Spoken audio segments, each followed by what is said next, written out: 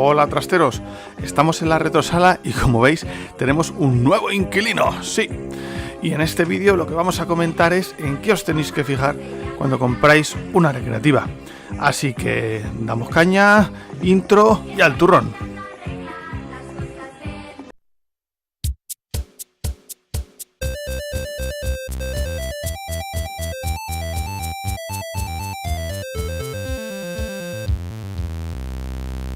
Y lo primero es siempre una inspección visual para ver si la máquina está en buenas condiciones, pues tiene problemas de humedad sobre todo, problemas de óxido y humedad, es lo primero que hay que descartar.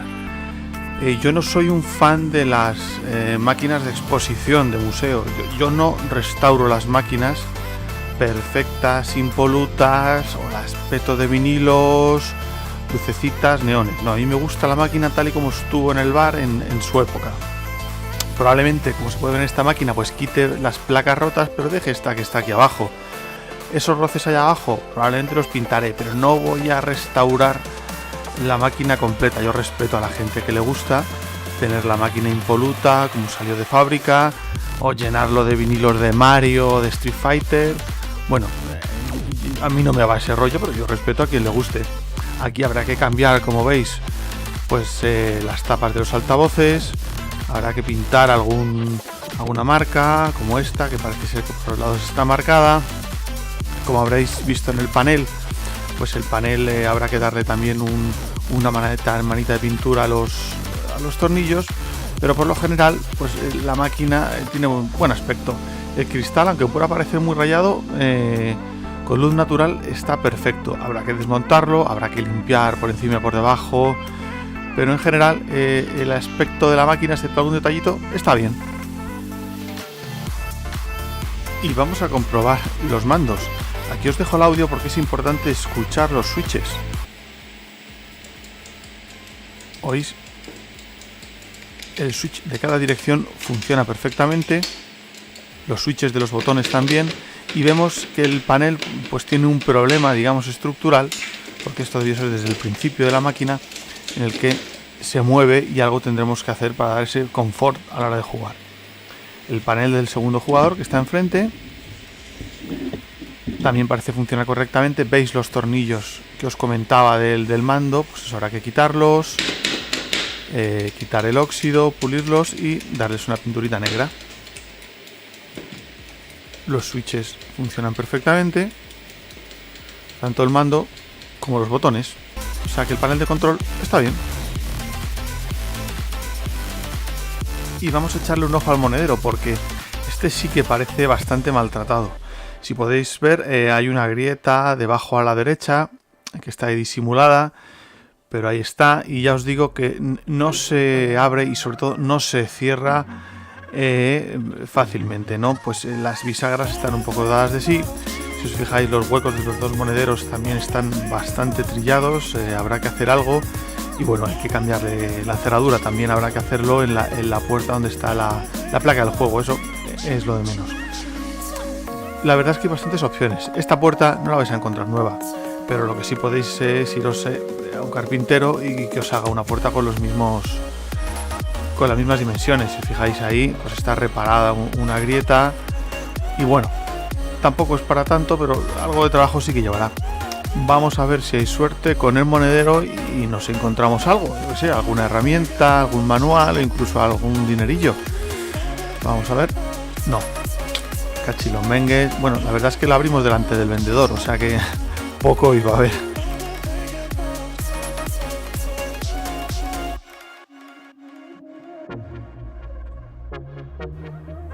Y vamos a ver ahora la otra puerta, la de la placa del juego, el Tekken World Cup o Tecmo World Cup. Es la primera vez que hablamos del juego. Un poquito más adelante del vídeo podremos ver un poquito el juego en acción, pero de momento vamos a dedicarnos al hardware. Aquí tenemos la placa del juego. Si os fijáis, son dos placas, una encima de otra, y tiene un conector que no es Yanma, que no es el estándar Yanma. Tenemos un ventilador para refrigerar, tenemos el transformador a su derecha. Estos conectores, que la verdad es que no tengo ninguna máquina con este tipo de conectores, luego os explico un poquito más sobre ellos. Aquí tenemos el tubo el deflector, la placa que va al deflector. Aquí vemos la electrónica del monitor, que se llama chasis. Este chasis en concreto, pues no tengo documentación de él, es una copia. Ahora os comentaré un poquito más de él. Aquí podemos ver el conector.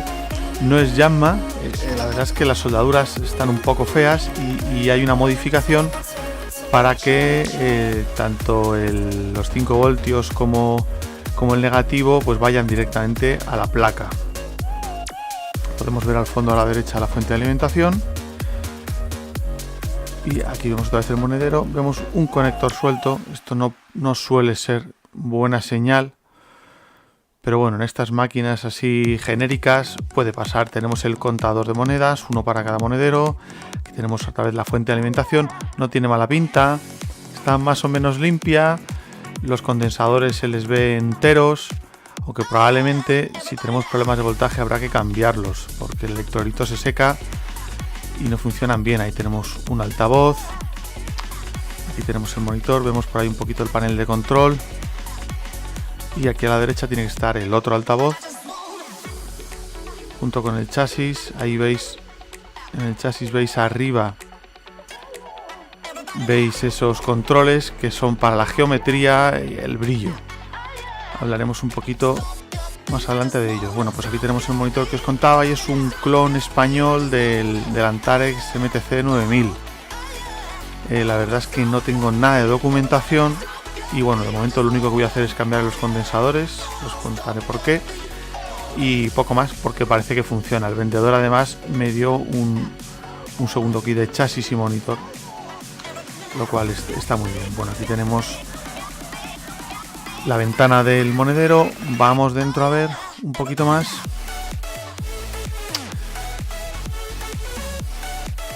Aquí se ve que el monitor está completo. Ahí tenemos los controles, los switches. Vemos que no tienen muy mala pinta, aunque no es precisamente el mando que más me gusta para, por ejemplo, diagonales. Este es un juego de fútbol y que tiene diagonales. Entonces, bueno, si os fijáis, la diagonal funciona, ¿no? Porque cuando tú con la diagonal se activan los dos switches. Pero digamos que no es la mejor situación. Veis que aquí hay un problema, ¿no? Hay parte de la madera que falta. En el otro lado también se ha visto de pasada también. Entonces, bueno, eso tendremos que ver si nos da problemas y reemplazarlo, sencillamente. Estamos restaurando una máquina. Y aquí veis el problema que tenemos, por eso se mueve el panel de control. Realmente ese sistema de anclaje que tienen no es muy bueno y nos dará algún quebradero de cabeza. Si os fijáis, este es el sistema que se usa para anclarlo. Y además es que es un verdadero coñazo, porque no lo podemos quitar sin quitar antes el switch del botón. Y luego ponerlo pues requiere su práctica, porque aquí no hay visibilidad. Y estoy utilizando la cámara y su visor para orientarme. Pero este es uno de los problemas y sí que conviene echar un ojo. Pues si no directamente, pues con una cámara o el móvil. En este caso hemos podido desmontar el panel.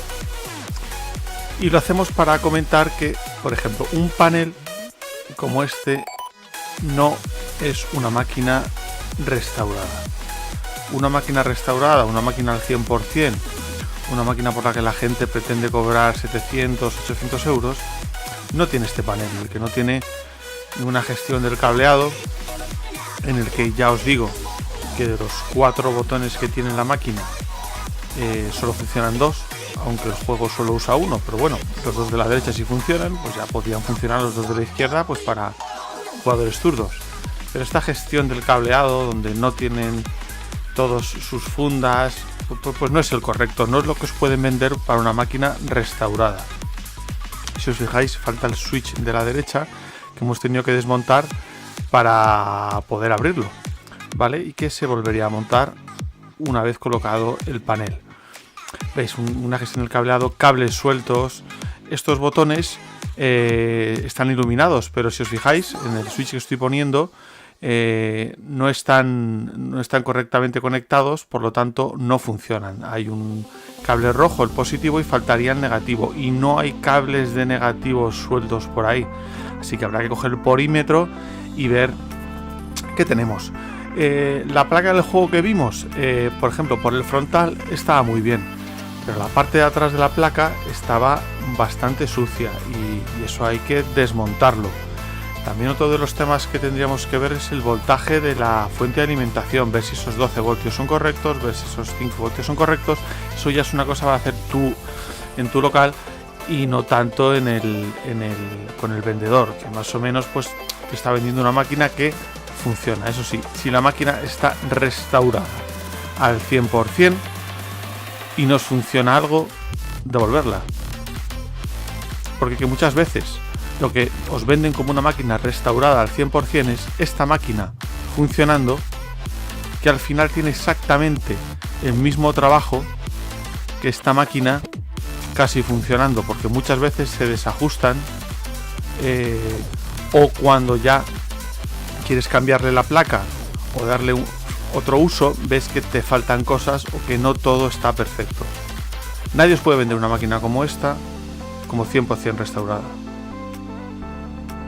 Y si no tenéis ciertas nociones básicas, muy básicas, no vais a poder mantener vuestra máquina, porque estas máquinas que tienen ya sus casi 30 años necesitan un mantenimiento, bueno, un mantenimiento.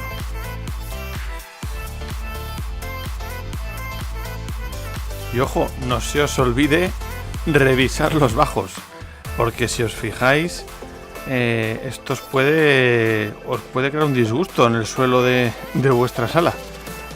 Algún rayajo. Estas patas están para cambiar. Ya os digo, habrá que se cambiarán las placas y se cambiarán las patas. Una vez enchufada la máquina, hay que buscar ruidos extraños. Ruidos, olores, humo. Pero en este caso, lo que se detectó es un ruido eléctrico bastante extraño, que además el vendedor asociaba al ventilador. Así que descartamos el ventilador y veis que sigue habiendo un ruido eléctrico, y es el chupón, la ventosa del flyback. Aquí no se aprecia bien, la cámara no es capaz de captarlo, pero se ve un arco azul en el centro del chupón. Intentamos quitar la luz, no se aprecia muy bien algo, pero aquí habrá que meterle mano.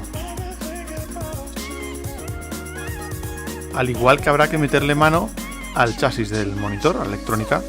Según encendíamos, veíamos esto. Esto es claramente un problema de frecuencia vertical, que se ajusta con los potenciómetros que vimos antes, pero al rato se volverá a desajustar. Igual que al rato el juego se quedará con un problema de sonido, se quedará colgado el sonido, se quedará un tono fijo el que esté tocando en ese momento. Este tipo de cosas solo se ven dejando la máquina un buen rato enchufada. Según estáis hablando con la persona, dejarla 20 minutitos, media hora si puede ser enchufada, porque hay muchos problemas que surgen al rato. Ahora hemos ajustado la frecuencia del monitor para que la imagen quede estable. Al rato se desajustará.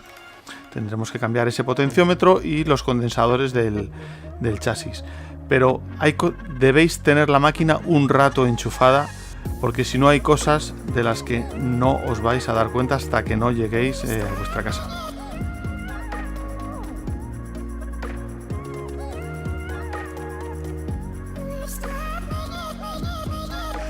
Y bueno, queda echarse una partidita. Como no tengo monedas de 25 o 100 pesetas a mano, voy a directamente darle el crédito al switch del monedero y listo. Esto hasta que nos pongáis un botón o os conseguís unas monedas, pues lo vais a tener que hacer así. Y en principio aquí podéis ver lo que es una máquina para revisar. Esto es claramente una máquina para revisar.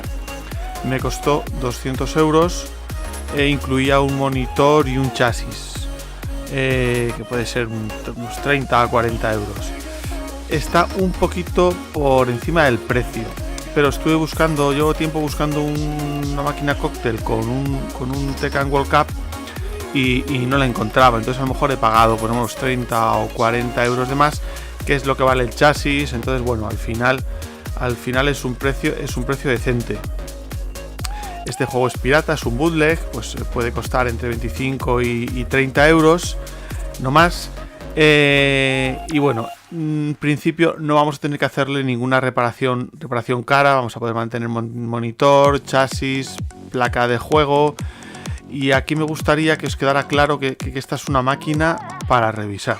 Nos pueden vender esta máquina como funcionando. Nos pueden vender una máquina como funcionando sin unos voltímetros en la placa o en la fuente de alimentación, con tanto polvo, con un problema eléctrico en el chasis, en el chupón del flyback, con esa segunda placa, la placa de abajo del juego, pues tan sucia, que es probablemente lo que nos está dando el problema de audio o un problema de voltaje,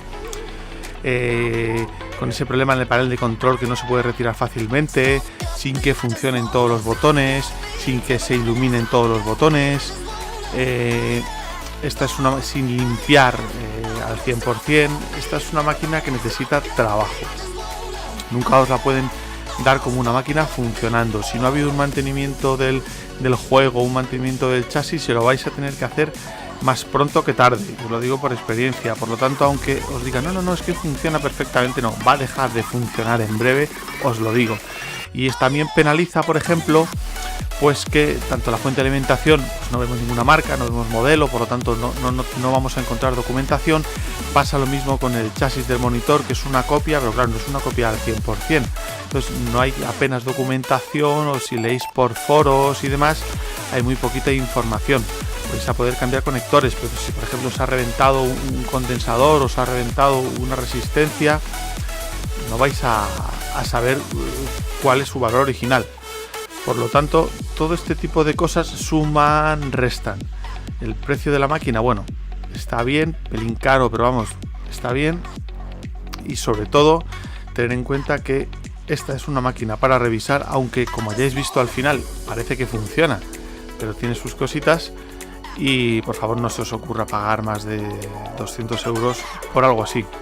En los siguientes vídeos veremos cómo vamos solucionando los diferentes temillas y espero que esto os ayude a tener vuestra primera máquina o a mantener la que ya tenéis en casa. Pues nada, un saludo de los Trastos de Sax y hasta otra.